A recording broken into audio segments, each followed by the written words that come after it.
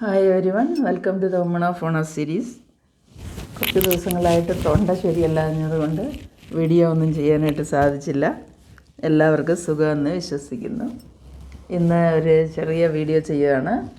അതായത് ഒരു സന്യാസി വൈദ്യൻ്റെ അടുത്ത്, ഒരു ഗുരുവിൻ്റെ അടുത്ത് ഒരു ചെറുപ്പക്കാരൻ, അതായത് ഫാമിലിയുള്ള ചെറുപ്പക്കാരൻ ചെന്നിട്ട് ചോദിക്കുകയാണ്, ഗുരു, ഞാൻ എൻ്റെ ഭാര്യ നല്ല ഒരു ഭാര്യയായിട്ട് മാറാനായിട്ട് എന്ത് ചെയ്യണമെന്ന് ചോദിച്ചിട്ട് ചോദിക്കുന്നു. അപ്പോൾ സന്യാസി പറയുന്നു, അതിന് ആദ്യം നീ നല്ലൊരു ഭർത്താവാകുക എന്ന്.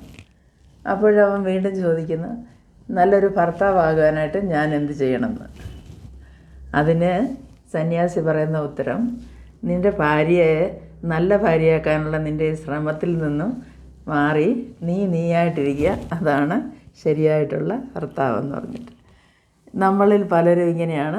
നമ്മളുടെ സ്വഭാവത്തെ നമ്മൾ കാണത്തില്ല. നമ്മൾ മറ്റുള്ളവരെ നന്നാക്കാനായിട്ടും മറ്റുള്ളവരുടെ കുറവ് കൊണ്ടാണ്, അല്ല കുറ്റം കൊണ്ടാണ് നമ്മൾ നന്നാകാതിരിക്കുന്നതെന്നൊക്കെയും ചിന്തിക്കുന്ന ജനങ്ങളാണ് പലരും.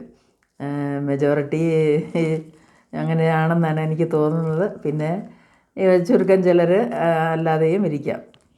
അതേപോലെ തന്നെ ഞാൻ കേട്ട ഒരു കഥ ഞാൻ പറയുകയാണ്. അതായത് കഥയിൽ ക്വസ്റ്റ്യൻ ഇല്ല, അതുകൊണ്ട് ഞാൻ പറയുന്ന കഥ ഇങ്ങനെയാണ്. പണ്ട് ഒരിക്കൽ ഒരു ദേശത്ത് ഒരു രാജാവുണ്ടായിരുന്നു. ആ രാജാവ് വളരെ ഫേമസ് ആയിട്ട് നല്ല ഒത്തിരി സമൃദ്ധിയിലും ഒക്കെയും തൻ്റെ രാജ്യം കൊണ്ട് നടക്കുന്ന സമയത്ത് ജനങ്ങളും എല്ലാവരും സന്തോഷമായിട്ടിരിക്കുന്നുവെന്ന് രാജാവിന് ബോധ്യമായി. അപ്പോൾ ഒരു ദിവസം തൻ്റെ പരിവാരത്തോടു കൂടി രാജ്യമൊക്കെ ചുറ്റിക്കറങ്ങി കാണുവാനായിട്ട് രാജാവ് പുറപ്പെടുകയാണ്. സമേതം എല്ലായിടത്തും പോയി എല്ലാം കണ്ട് ഇങ്ങനെ ഓരോ സ്ഥലങ്ങളിൽ നടക്കുമ്പോൾ അവിടുത്തെ പ്രത്യേകതകളെക്കുറിച്ചൊക്കെയും മന്ത്രിയും അവിടെയുള്ള വലിയ പ്രമാണിമാരൊക്കെയും വിവരിച്ച് പറയുന്നു. എന്നാൽ രാജാവിന് വന്നിട്ട് ഒരു പ്രത്യേക സ്ഥലത്തെത്തിയപ്പോൾ അവിടെ ഒരു പഴകി ജീർണിച്ച അവസ്ഥയിലായ ഒരു ടെമ്പിൾ കാണുവാനായിട്ട് ഇടയായി. അവിടെ ഒരു സാധു സന്യാസിയും താമസിച്ചിരുന്നു. അദ്ദേഹം ജനങ്ങളെ പഠിപ്പിച്ചുകൊണ്ടിരിക്കുന്ന ഒരു സീന് കാണുവാനായിട്ട് ഇടയായി. അപ്പോൾ അടുത്ത ദിവസം രാജാവ് തൻ്റെ മന്ത്രിയെ വിളിച്ചിട്ട് പറഞ്ഞു, നമ്മൾ കണ്ട ആ പഴയ ടെമ്പിള്, അത് ഇരിക്കുന്നിടത്ത് പുതിയ ഒരു ദേവാലയം പണിത് അവിടെ പണി കഴിപ്പിക്കാനായിട്ട് കൽപ്പിക്കുകയുണ്ടായി. അങ്ങനെ നാളുകളെടുത്ത് ആ പഴയ ടെമ്പിളിന് പകരം ഏറ്റവും മനോഹരമായതും സ്വർണവും വെള്ളിയും ഒക്കെ കൊണ്ട് നിറച്ചതായ ധാരാളം കൊത്തുപണികളും ശില്പങ്ങളും ഒക്കെ ഉപയോഗിച്ച് ഏറ്റവും ഭംഗിയായിട്ട് ആ ഒരു പുതിയ ആലയം പണിത് തീർത്ത് രാജാവ് അത് കൽപ്പിച്ച് നാട്ടുകാർക്ക് നൽകി. അങ്ങനെ ഇരിക്കെ കുറേ നാളുകൾക്ക് ശേഷം ഒരിക്കൽ രാജാവ് പരിവാര സമേതം ആ സ്ഥലത്ത് വീണ്ടും വിസിറ്റ് ചെയ്യുവാനായിട്ട് ഇടയായി. ആ സമയത്ത് രാജാവ് കണ്ട കാഴ്ച കണ്ട് രാജാവിന് വളരെ അതിശയം തോന്നി. അദ്ദേഹം, അതായത് അന്ന് കണ്ട ആ സന്യാസി ഒരു മരത്തിൻ്റെ ചുവട്ടിലിരുന്ന് ജനങ്ങളോട് സംസാരിക്കുന്നതാണ് അദ്ദേഹം കാണുവാനിടയായത്.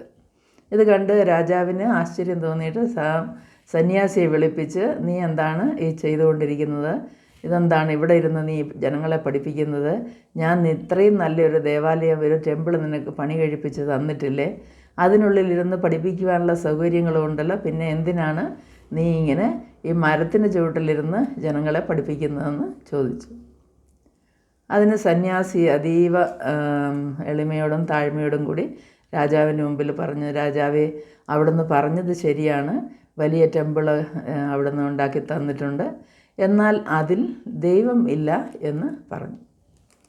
അതിന് രാജാവ് വീണ്ടും, എന്തുകൊണ്ട് ദൈവമില്ലെന്നോ എന്ന് ചോദിച്ച് സന്യാസിയോട് വീണ്ടും ആശ്ചര്യത്തോട് ചോദിച്ചു, അവിടെ ദൈവമില്ലെന്നോ.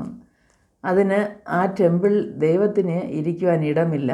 ആ സന്യാസി വീണ്ടും അതിനുത്തരം ഇങ്ങനെയാണ്. അതിന് രാജാവ്, നീ അങ്ങനെ പറയാനുള്ള കാരണം എന്താണെന്ന് ചോദിക്കാൻ പറഞ്ഞ്, അതിന് അവിടെ ദൈവത്തിന് ഇരിക്കുവാനുള്ള സ്ഥലമില്ല, ഇടമില്ല എന്ന് പറഞ്ഞ്. അപ്പോൾ രാജാവ് വളരെ ഒരു പ്രത്യേക രീതിയിൽ ആ സന്യാസിയെ നോക്കിയപ്പോൾ ആ സന്യാസി അതിന് that is filled with your pride and arrogance. ആ ടെമ്പിൾ നിറഞ്ഞു നിൽക്കുന്നത് നിൻ്റെ അഹങ്കാരവും നിൻ്റെ അഹംഭാവവുമാണെന്ന്, അവിടെ കരുണാമയനായ ദൈവത്തിന് സ്ഥാനമില്ല എന്നും പറയുകയുണ്ടായി. അപ്പോൾ എന്ത് സംഭവിച്ചു എന്ന് എന്നോട് ചോദിക്കണ്ട. എന്നാൽ നമ്മളിൽ പലരും ഇൻക്ലൂഡിങ് ഞാനും നമ്മൾ ഇങ്ങനെയാണ്.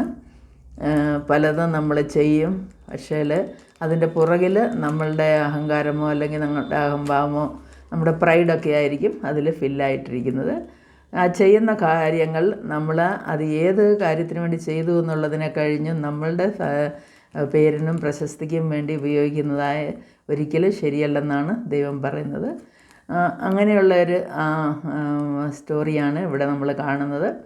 നമ്മളുടെ പലരുടെയും ജീവിതത്തിൽ ഈ കഥയുമായി തട്ടിച്ചു നോക്കിയാൽ ഏതാണ്ട് ഇതേ അവസ്ഥയിലാണെന്ന് നമുക്ക് പറയാൻ സാധിക്കും. ദൈവത്തിന് സ്ഥാനമുണ്ടോ എന്ന് നമുക്ക് പരിശോധിക്കാം.